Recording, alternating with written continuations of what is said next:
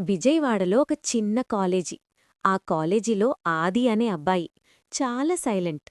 తన పని తానే చూసుకునే టైపు. ఒకరోజు లైబ్రరీలో బుక్స్ వెతుక్కుంటూ ఉంటే పక్కనే ఒక అమ్మాయి, సితార. ఆమె నవ్వు చూసిన మొదటి క్షణమే ఆది గుండె ఒక బీట్ మిస్ అయింది. ఈ బుక్ మీక్ కావాలా అని సితార అడిగింది. "ఆ, అవును" అని ఆది తడబడుతూ చెప్పాడు. అది వాళ్ళ మొదటి మాట. ఆ రోజునుంచి లైబ్రరీ వాళ్ళ చిన్న ప్రపంచం అయిపోయింది. చదువు పేరుతో కూచుంటారు, కాని ఎక్కువగా మాటలే. ఆమె కలలు పెద్ద డాక్టరవ్వాలి.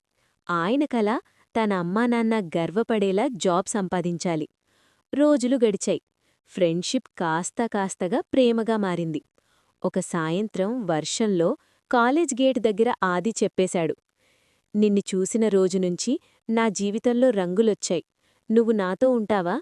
అని సితార చిన్నగా నవ్వి, "నేనెప్పుడూ నీతోనే ఉన్నానాది" అంది. వర్షపు చినుకుల మధ్య వాళ్ల ప్రేమ మొదలైంది. కాలం గడిచింది. చదువులు పూర్తయ్యాయి. వాళ్ళిద్దరూ తమ తమ కలలు సాధించారు.